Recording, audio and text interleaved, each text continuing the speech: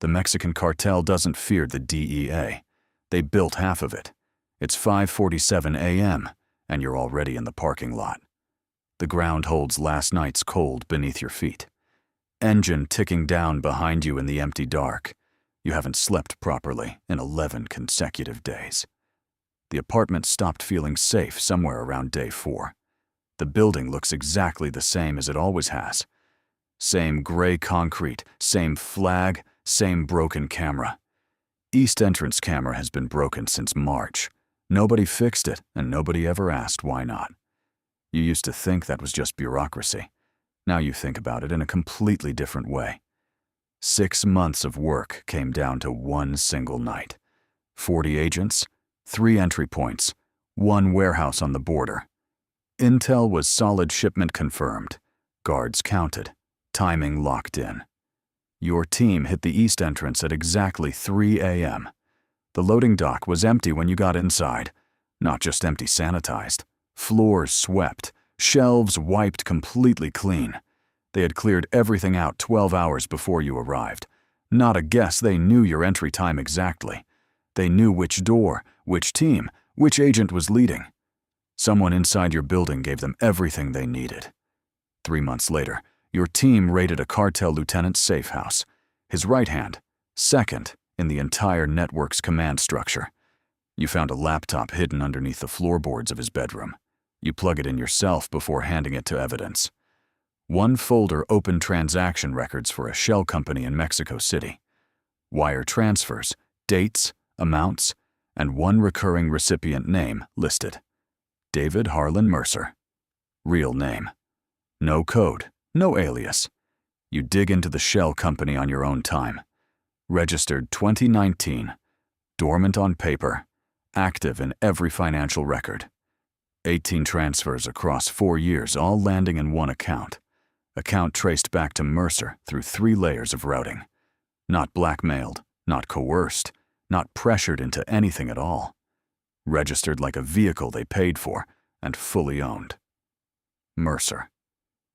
18 years in the DEA, 3 federal commendations. The man who shook your hand on your first day. He was already on their payroll when he did that. You pull his name across 41 operations over 6 years. 24 of those operations recovered absolutely 0 product. Every tip you filed passed through his desk before moving. Every informant protection request needed his personal signature to proceed. Every green light on every operation came from one place: his chair, his approval, his hand on absolutely everything. Miguel Oros stopped answering calls back in March. Sandra Vela disappeared from her safe house on Tuesday. A man the network called Tress was found dead outside Nogales. None of them were touched directly by the cartel. All 3 were burned by intelligence that left your office. You spent 6 years believing you were protecting people. You were just not the ones you thought. Inside the shell firm documents, you find 6 more names. All federal, 3 DEA, 2 customs, 1 FBI agent. Mercer is listed 3rd from the very top. You don't recognize a single one of the other 5. Mercer wasn't running the architecture. He was just one wall. The building has 5 other walls, still completely standing. On day 12, you stopped using all government systems.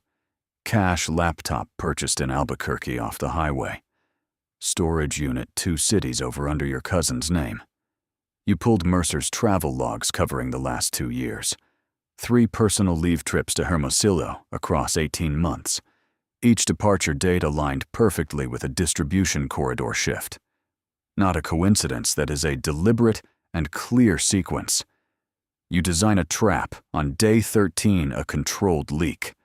Fake intel, wrong location, wrong date, wrong target entirely.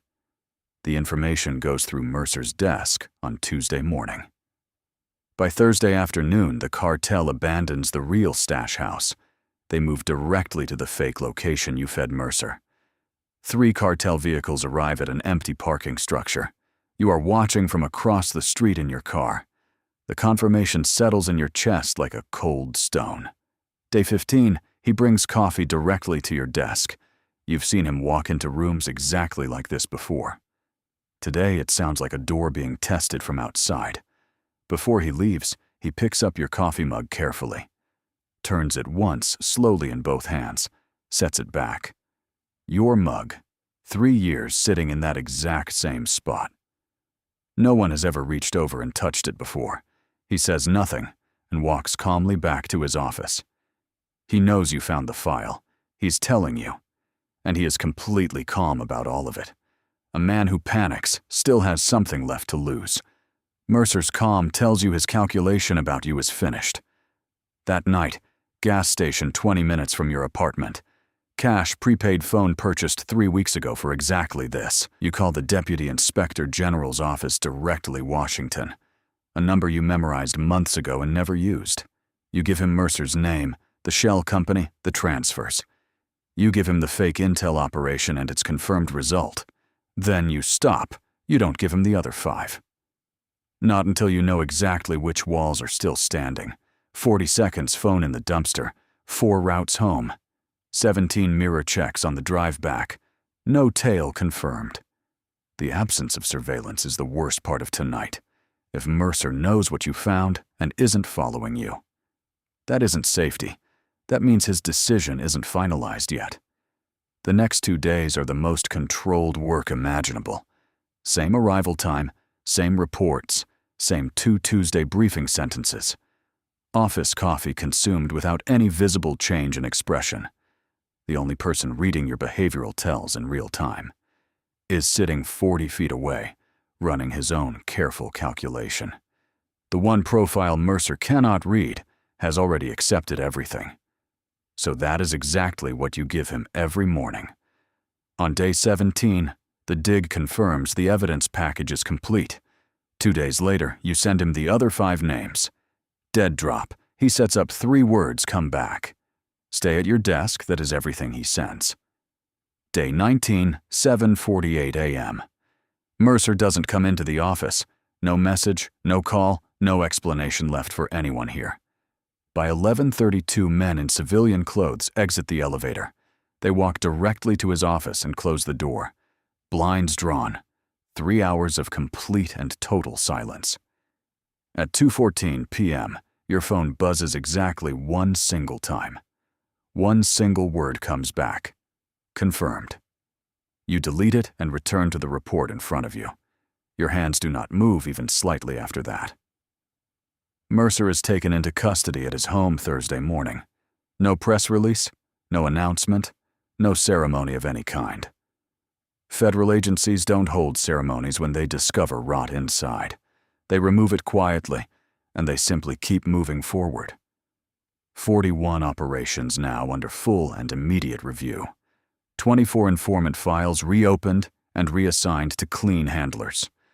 3 Mexican cartel lieutenants arrested within 72 hours of removal.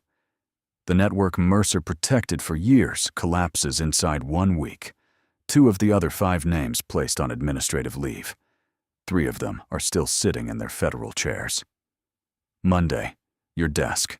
New supervisor by email. Same lights, same coffee, same floor. New file, different city, different names. You open it. You start reading. Who signs the approvals? Whose desk does the intelligence pass through first? That's not a resolution, that is your next briefing. The next file is already open. The next name is yours. The Mexican cartel doesn't fear the DEA. They built half of it, but they forgot to account for the other half entirely.